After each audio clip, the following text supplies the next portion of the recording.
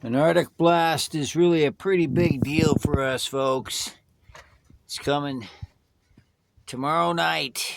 Tonight, we've got in the cabin a couple goats right now. There should be some more joining us. We got a dehydrator pumping out at 150 degrees. Normal, we run lower than that, but higher temperature, need to dehydrate things faster. We've got some Angora goats out here in the cabin extension, and Wanda here, little hay. This one's got some hay on its head. Okay, all right.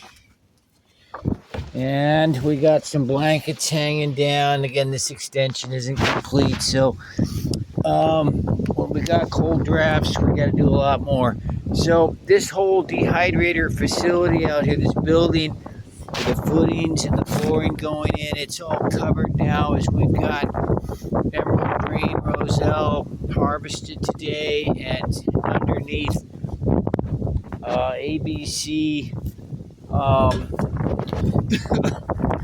synthetic material, the synthetic barrier, the roofing barrier, and we got blankets and drop cloths and marine canvas. We've got OSB up here, so we've got materials above the roselle, and the flooring's been going in. We got OSB and plywood on the side, and pallets, metal sheets. Let's go underneath and see what it looks like. Okay, so we've got a heater here, an oil radiator heater, and some 2x4s are stacked up here, some treated 2x4s to secure the heater and to provide a little place for the hay to be fed. And we're underneath, you can see the barrier there, the barrier material, and the flooring's up above there. And so we're looking to have some heat underneath here to go up and help keep that roselle from going beneath 30 degrees as we process it. That's our emerald green crop, and we don't want to lose it, folks. That's what's in the dehydrator inside, and we got a second little dehydrator coming.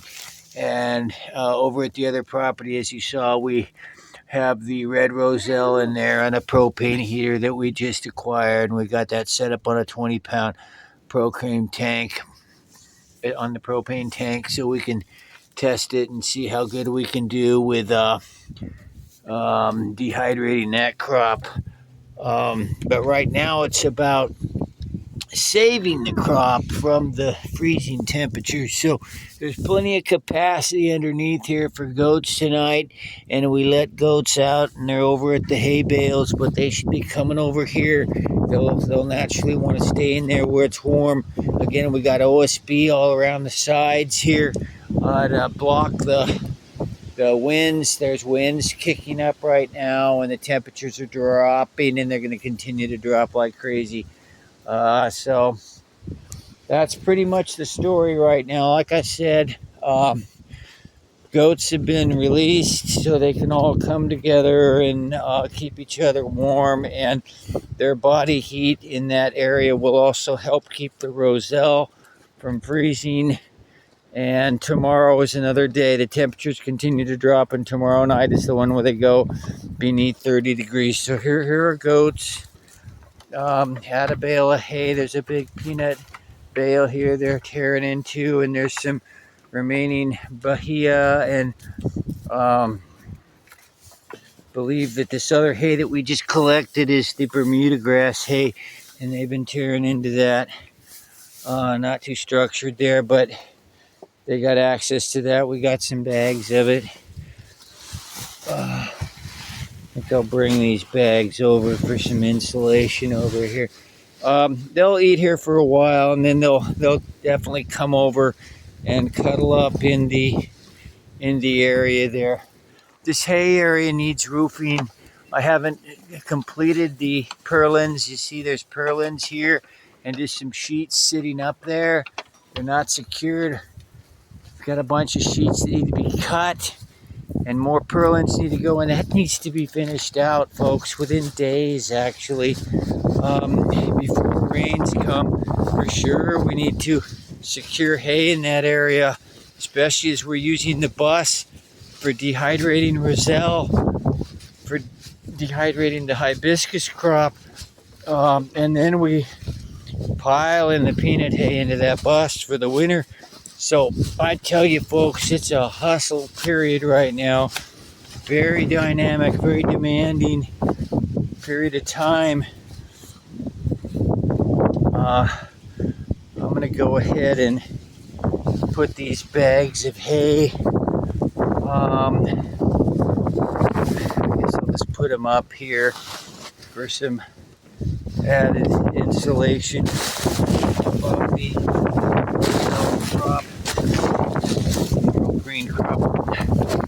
We'll do more tomorrow. We've got another couple metal panels we'll probably put up here,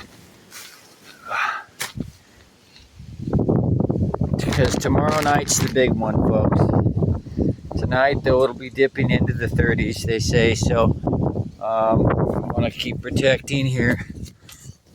These Angora goats are great to have in here. They're nice and warm. They've got that beautiful mohair, so they'll help keep us warm out here, right, big boy? He's such a precious thing.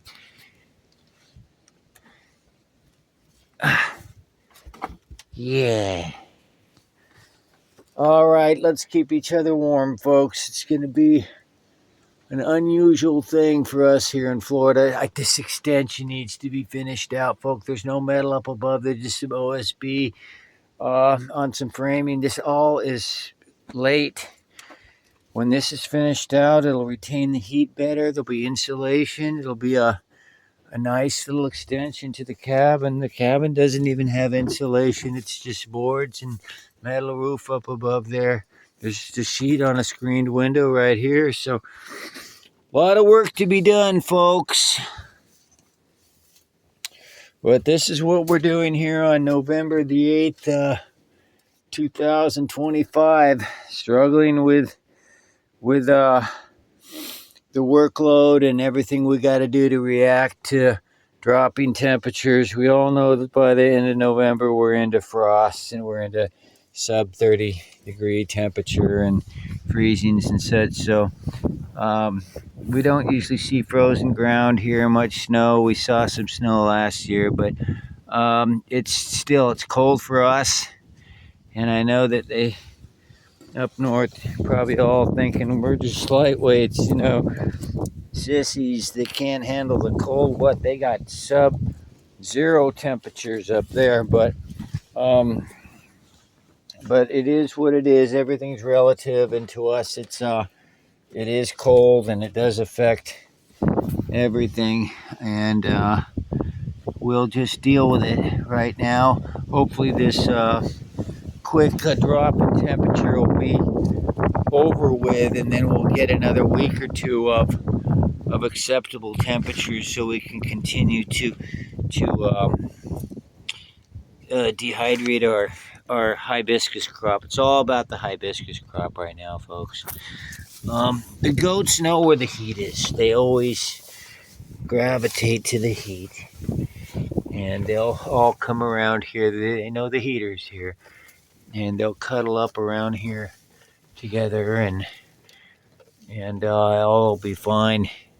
They've got, nice siding around this structure. In the future, this structure, when it's all built out, it's going to be just a great place for goats. There'll be a lot of individual paddocks in here. Like I said, we can build up to 12 4x4 little stalls in here for the goats. And it's really a wonderful structure that's going to serve many purposes, including the dehydration of those crops.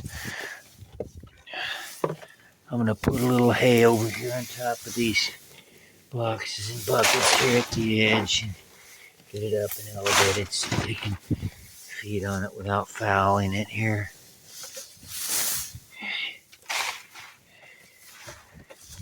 And we'll get through the night, and then tomorrow night is the big one, folks.